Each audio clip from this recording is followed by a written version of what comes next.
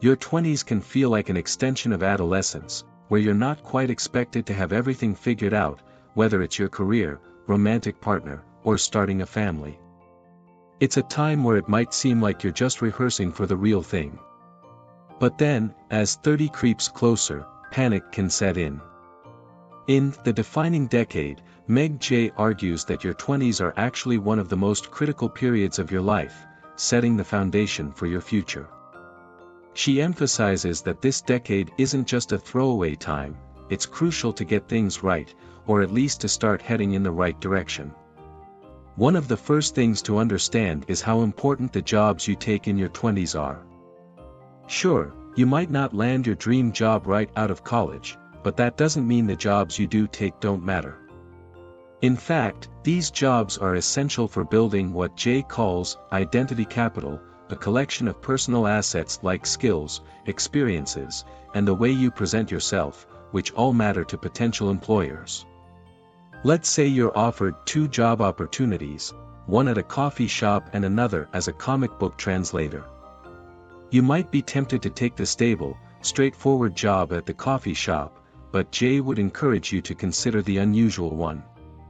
Why? Because that kind of job adds unique experiences to your resume, making you stand out. Employers today are often more interested in your unique experiences than just your formal qualifications. However, it's essential to strike a balance. While it's good to gain unique experiences, being underemployed, like working as a dog walker when you have a PhD, for too long can be demoralizing and might be viewed negatively by future employers. You don't want to end up feeling stuck or unworthy of better opportunities, which can lead to depression and a lack of motivation. Your 20s are also the time when most of your long-term wage growth happens. About 2/3 of your lifetime wage growth occurs in the first 10 years of your career, meaning that starting late can seriously impact your future earning potential. If you delay getting serious about your career, you might find yourself playing catch-up for the rest of your life, which can lead to feelings of exclusion or even a midlife crisis. Another important point is the people you surround yourself with. It's easy to stick with your close friends and familiar faces, but branching out and connecting with people outside your immediate circle, what Jay calls weak ties, can be incredibly valuable. These are the people who can introduce you to new opportunities, like job openings or valuable experiences, that you might not hear about otherwise. But how do you make these connections? It's all about making yourself relevant to others. For example, if you're interested in a job at someone's company, don't just casually mention it, be clear about your interest and ask for specific advice or help. This approach, sometimes referred to as the foot-in-the-door technique, can open doors that might otherwise remain closed. Now, you might have heard that your 20s are a time of limitless possibilities, which can sound exciting but often feels overwhelming. In reality, though, your options are more limited than you think, and that's actually a good thing. Having too many options can make it difficult to make decisions, sometimes leading to paralysis by analysis where you end up making no decision at all. Often, you already know what you want deep down, but fear of not knowing how to achieve it can hold you back. This fear can cause you to ignore your true goals and settle for something easier, but less fulfilling. Instead of being paralyzed by the fear of not knowing how to reach your big goals, it's crucial to start taking steps toward them, even if they're small at first. While your career is essential, so are your relationships. Despite this, most of us get far more guidance on career choices than we do on selecting a life partner. This seems backward, considering that you're likely to choose your life partner before you fully settle into your career.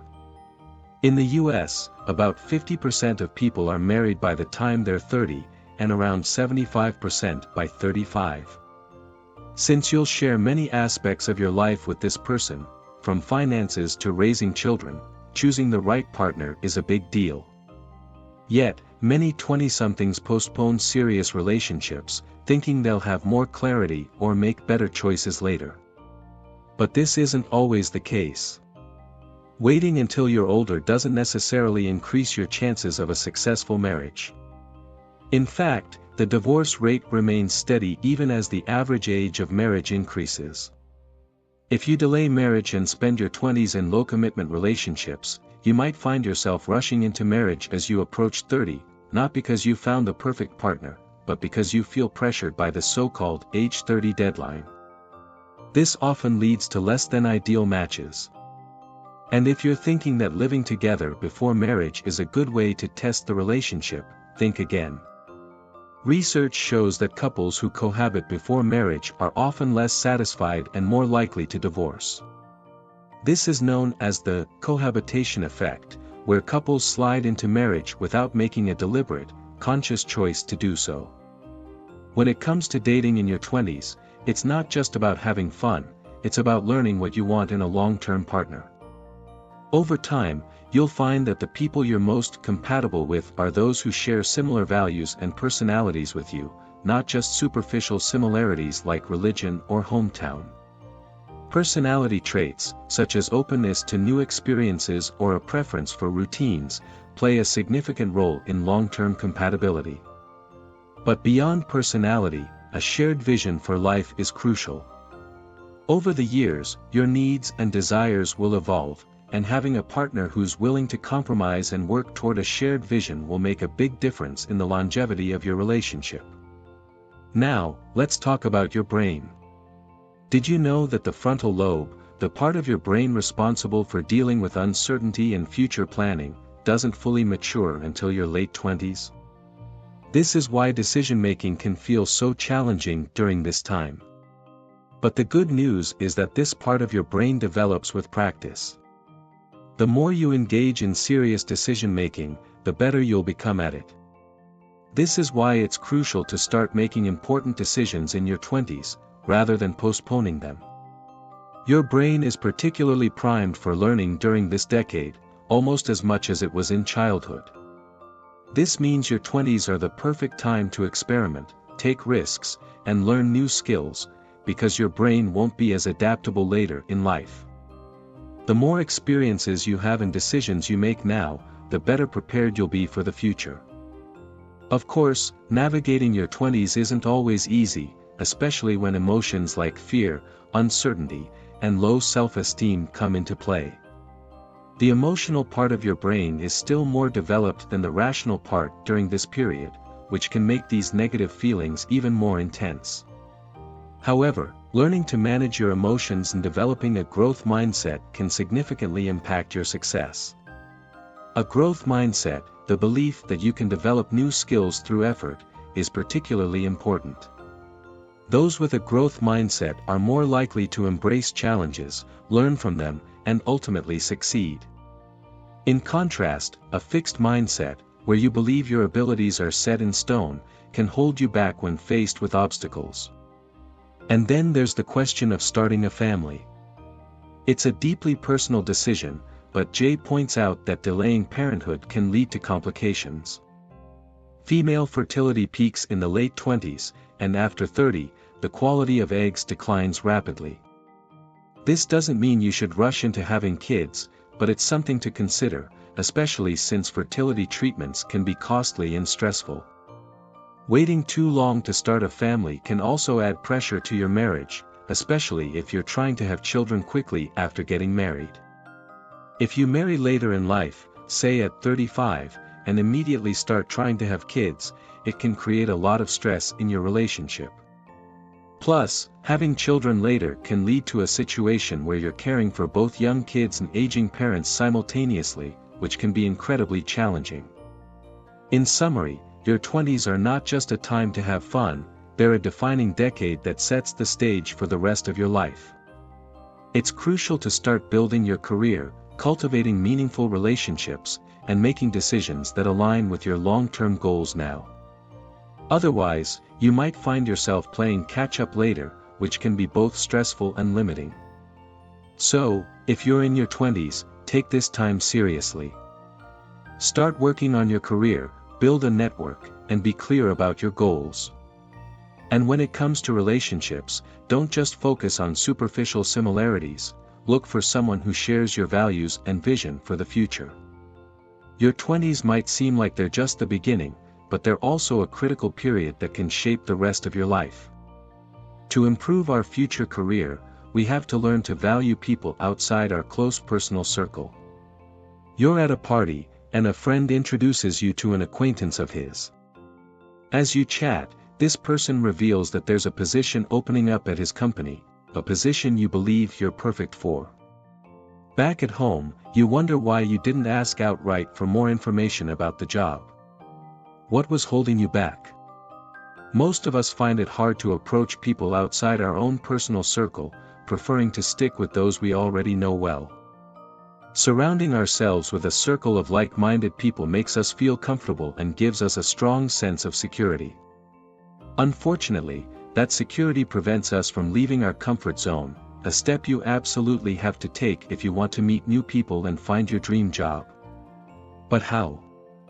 To connect to those outside your inner circle, you have to learn how to make yourself relevant to them. People we know quite poorly are known as weak ties. The only way we can connect with such people is by making ourselves relevant to them. If you don't do this, expect to be ignored. For instance, sending an email to someone you hardly know with the subject heading, "Hey, let's meet for lunch," is a futile gesture. A far better approach is to research the person you're meeting with, and to ask politely for a clearly defined favor. This is known as the foot in the door technique.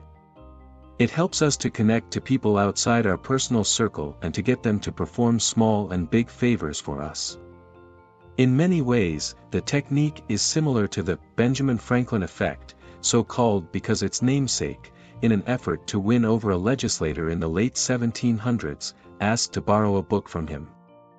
Later, Franklin returned the book with a note acknowledging the favor and expressing his gratitude. From that point on, the legislator felt an affinity with Franklin, which finally led to an exchange of favors and, eventually, friendship. 20-somethings have fewer options than they're led to believe, and this is a good thing. People in their 20s are often told that they have boundless options, that they can do anything they want with their lives. But instead of generating excitement, this leads many 20-somethings to feel overwhelmed. Fortunately, the fact is that their options are limited. If we have too many options, not only will we find making a decision difficult, but we're actually likely to make no decision at all. This is illustrated by the findings of a famous study in which supermarkets that sold a larger variety of jams attracted more customers than those supermarkets that offered a more limited selection. However, in the former supermarkets, fewer customers actually purchased the jam compared with those stores which offered a limited variety. It's important that every 20-something understands that, in reality, they have only a certain number of options. It can help to specify exactly what these options are, as this can prevent them from feeling overwhelmed. But it's not only the perceived abundance of options that paralyzes many 20-somethings. Most of the time, we already know what we really want. Many of us, however, lose sight of our dreams and goals. These forgotten goals are called the unthought known. Why would we allow ourselves to forget our own goals? Because we're afraid that, once we set out to accomplish them, we won't know how to do it. Having no idea of what you want to do with your life is not as scary as knowing exactly what you want, say, to become a politician, but having no idea of how to get there. It's the latter that tends to stop 20-somethings from making a decision and committing to following it through. Instead of taking the first steps toward getting what they want, they respond to that fear by ignoring their true goal and chasing a different goal entirely. We have to learn not only to work on our careers, but also on our relationships. Think about how much help you got in school and university, from your parents or tutors, in planning your career. Now think about how much help you got in planning your future relationships. Most likely, you realize that you got quite a lot of the former, but almost none of the latter. But this seems backward. We select a life partner far earlier than we select a career. Indeed, the percentage of married people in the United States is the highest in the Western world. Approximately 50% of U.S. citizens are married by the time they're 30, and about 75% by the time they're 35. Moreover, most 20-somethings will be married to or dating their future partner within 10 years' time. And once you've chosen a partner, you'll share responsibility for almost every aspect of both your lives. You'll share a bank account and mortgage, and you'll have children that you both must care for. Our brain only matures completely between age 20 and 30. Should I settle down? Or should I just keep having fun while I'm still young? 20-somethings often feel incapable of making decisions, as they are overwhelmed by a feeling of uncertainty. So how can people in their 20s get better at dealing with it? Practice. The part of the human brain that deals with uncertainty and thoughts about the future, the frontal lobe, is the last to develop, fully maturing somewhere between 20 and 30. But the frontal lobe doesn't just develop with age, it also requires practice and training. The best way to learn to deal with serious uncertainty and decisions, e.g., what career path should I take? Should I move to a new city for this job? Is to experience it as early as possible. In contrast, postponing certain decisions to avoid confronting uncertainty only delays our ability to deal with it. The two periods in which we learn the most new things are childhood and our 20s. The brain's capacity for learning increases in the latter period, and during this time we can acquire skills that we'll need in the future, such as the appropriate way to interact with colleagues in the workplace. Your 20s are the time to experiment, because your brain will never learn new things so quickly again. And those who experience many new things and make a lot of decisions will expand their mental capabilities the most. The 20-something years provide many opportunities for such experiences, e.g., in jobs and at college, and people in their 20s shouldn't shy away from taking chances and making serious decisions, otherwise they'll risk disadvantaging themselves for the remainder of their lives. Keeping our emotions under control and developing a growth mindset allows us to become more successful. Negative emotions, such as low self-esteem and a fear of failure, can be debilitating. Unfortunately, they are also a normal occurrence in our 20-something years. The brains of 20-somethings react more strongly to negative information than those of older adults, because, in the 20s, the emotional part of the brain is still more developed than the rational one, the frontal lobe. However, though such emotions are normal, you should try to be aware of them and keep them under control. Constant worrying increases the level of the stress hormone cortisol, and can lead to depressive thoughts. In contrast, people who have control over their emotions report greater life satisfaction and better relationships with others. But how can you tame your emotions? One simple bit of advice is to train yourself to recognize when your emotions are taking over and then list the facts of the situation to assess just how bad it really is. That broken cup probably isn't worth shedding tears over, but losing out on your dream house might be. Another thing that holds many 20-somethings back from successfully coping with challenges in work and life is the belief that they already have the skills necessary to achieve their goals. This is known as a fixed mindset, and it can lead to great distress. One study has shown, for example, that college students with fixed mindsets were unable to put in the required effort to find new strategies when faced with unfamiliar challenges. On the other hand, adopting a growth mindset, the belief that success requires hard work and new skills, enables you to rise to challenges and overcome the obstacles in your way. Because those with a growth mindset are always willing to learn, they're not averse to taking on jobs that require effort. As a result, such people gain a great deal of confidence and prospects. Thank you friends, this was the Defining Decade book summary. I hope you will learn a lot from this book or note down a lot of important points so that you can live a better life if you note down all these things. If you have forgotten, then sit back comfortably with paper and pen or watch the video once again or understand each and every point very carefully which has been said. One point can be very life-changing for you. How did you like this book summary? Please let us know in the comments. Thank you so much.